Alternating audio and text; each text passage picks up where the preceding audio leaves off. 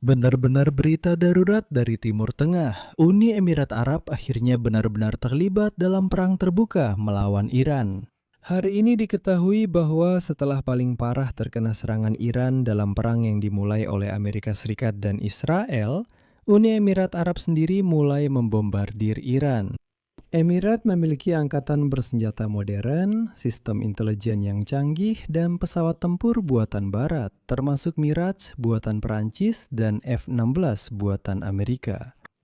Dan sekarang Emirat siap menggunakan semua persenjataan ini untuk melindungi kepentingan ekonomi mereka dan memperkuat pengaruh yang semakin besar di Timur Tengah, terutama setelah negara tersebut keluar dari kartel OPEC. Dan saya juga ingin mengingatkan, saat ini Emirat adalah sekutu terdekat Israel dan Amerika Serikat di kawasan ini. Selain itu, Emirat adalah yang pertama menyatakan bahwa mereka siap mengirim armada mereka untuk membuka blokir Selat Hormuz. Singkatnya, Emirat semakin berpengaruh, bahkan sampai mereka mulai secara terbuka mengebom Iran. Nama saya Alexei Peci, mari kita bahas topik ini bersama-sama. Tapi sebelum kita mulai, saya minta Anda untuk subscribe ke channel YouTube ini dan like videonya. Tulis komentar apa saja di bawah video ini dan jangan lupa subscribe ke kanal Telegram saya, PC News. Linknya ada di deskripsi video ini. Jadi, seperti yang diketahui, hari ini Uni Emirat Arab sendiri mulai membombardir Iran. Secara faktual, mereka telah ikut serta dalam perang ini. Wall Street Journal menulis bahwa Emirat memiliki angkatan bersenjata modern yang dilengkapi dengan baik, sistem intelijen canggih, dan pesawat tempur buatan Barat, termasuk Mirage buatan Perancis dan F-16 buatan Amerika. Dan juga, Emirat telah menerima sistem pertahanan udara Iron Dome dari Israel, saya ingatkan. Selain itu, sebelumnya Emirat menyatakan bahwa mereka siap mengirim armada militernya untuk membuka blokade Selat Hormuz. Namun pada akhirnya, serangan pertama yang dilakukan Emirat tetap dilakukan dari udara.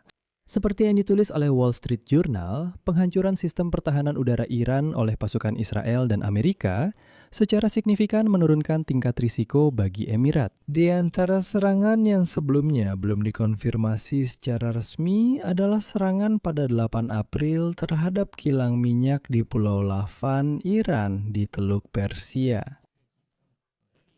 Saat itu, serangan tersebut menyebabkan kebakaran terbesar dan melumpuhkan sebagian signifikan dari kapasitasnya setidaknya selama beberapa bulan. Saat itu, orang Amerika dan Israel memberi isyarat seolah-olah itu bukan perbuatan mereka. Hari ini ternyata itu adalah perbuatan Emirat. Amerika Serikat tidak secara terbuka menyambut serangan semacam itu yang dilakukan oleh Emirat, dan mereka juga akan menyetujui tindakan serupa dari negara-negara Teluk Persia lainnya. Namun, negara-negara lain entah kenapa memilih diam. Tampaknya hanya Qatar yang juga menyerang wilayah Iran, tapi sangat terbatas. Kementerian Luar Negeri Uni Emirat Arab menolak untuk mengomentari operasi tersebut, namun merujuk pada pernyataan sebelumnya yang menyatakan bahwa negara tersebut berhak untuk merespons, termasuk dengan cara militer, terhadap tindakan permusuhan. Selama konflik saat ini, Uni Emirat Arab menjadi target serangan Iran.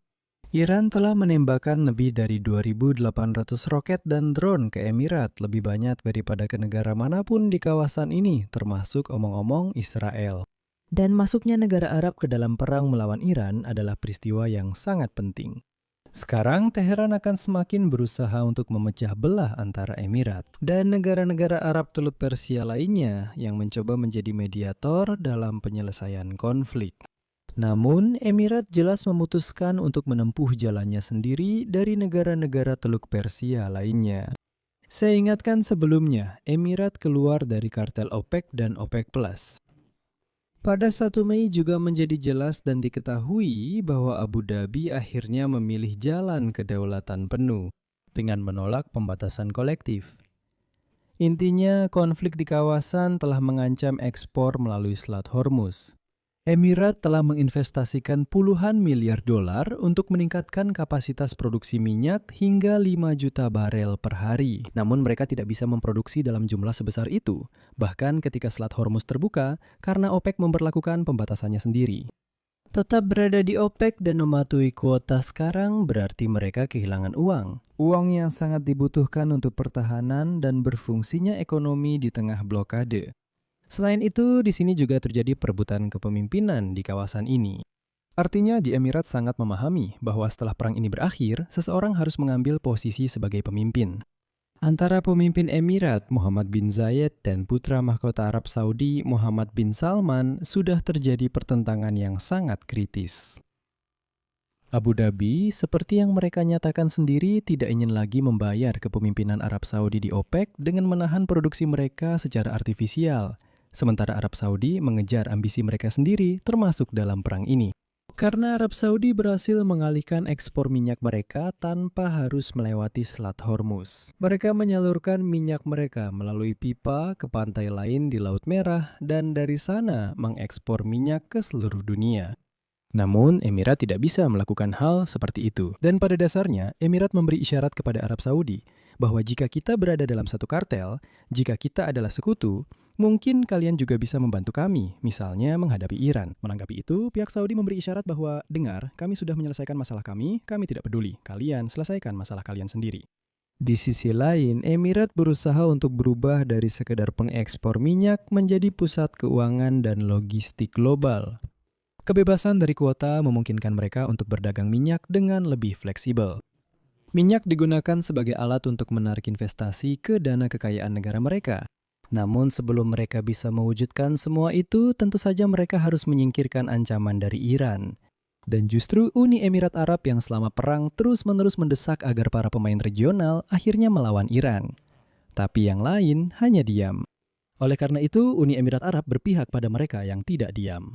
Laporan tentang penempatan sistem pertahanan udara Israel di Uni Emirat Arab. Kisahnya, kerjasama intelijen Uni Emirat Arab dan Israel menegaskan terbentuknya poros anti-Iran yang kuat. Uni Emirat Arab tidak lagi bersembunyi di balik Amerika Serikat, melainkan menjadi pemain militer yang mandiri. Oleh karena itu, kesimpulannya di sini cukup jelas. Pertama-tama, keluarnya salah satu pemain kunci, dan Uni Emirat Arab memang merupakan yang ketiga dalam kartel, membuat OPEC menjadi alat pengendali harga yang kurang efektif. Dan di sini saya ingin mencatat bahwa hal ini benar-benar menguntungkan Amerika Serikat dan negara-negara Barat, karena kesatuan para eksportir telah hancur.